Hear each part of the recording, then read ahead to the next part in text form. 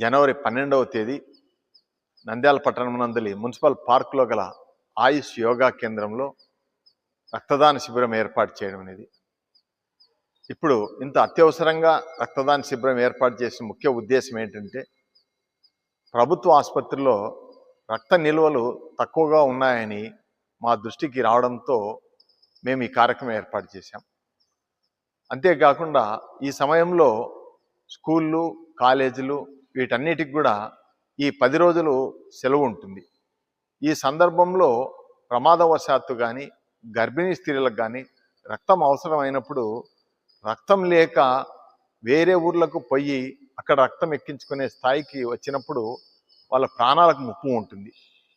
ఆ పరిస్థితి నంద్యాల పట్టణంలో రాకూడదనే ఉద్దేశంతో ఈ రక్తదాన శిబిరము స్వామి వివేకానంద యువజన దినోత్సవం సందర్భంగా ఏర్పాటు చేస్తున్నాం.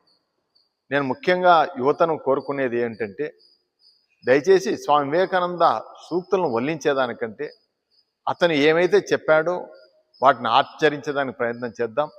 అలాగే ఒక్కసారి ఆలోచించండి మిత్రులారా, ప్రభుత్వ ఆసుపత్రిలో ఉన్నవాడు కాదు, కనీసం మిడిల్ క్లాస్ వాడు కూడా జాయిన్ కావడం లేదు. అక్కడ జాయిన్ అవుతున్నది పేదవారు, కటిక దరిద్రంతో అనుభవిస్తున్నవారు. అటువంటి వారికి రక్తం లేక నంద్యాల పట్టణంలో మరణించినారు అంటే ఎంత శోచనీయము. వీటిని దృష్టిలో ఉంచుకొని ఈ నెల 12వ తేదీ మున్సిపల్ పార్కులో గల ఆయుష్ యోగా కేంద్రంలో ఉదయం 9 గంటల నుంచే రక్తదాన శిబిరం ఏర్పాటు చేశాం.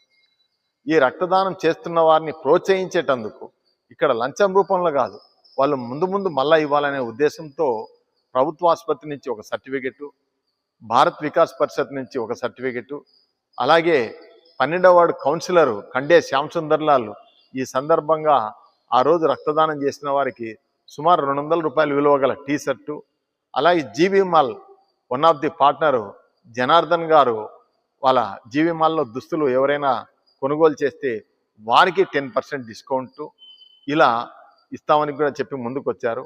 కాబట్టి యువత ముందుకు రావాలని, మాజీ యువత 60 సంవత్సరాలు పైబడిన వారు మీరు మీ కుటుంబ సభ్యులకు, బంధుమిత్రులకు తెలియజేసి ఈ కార్యక్రమాన్ని విజయవంతం చేయాలని చెప్పి వారికి తెలియజేయాలని కోరుకుంటూ సెలవు తీసుకుంటున్నాను.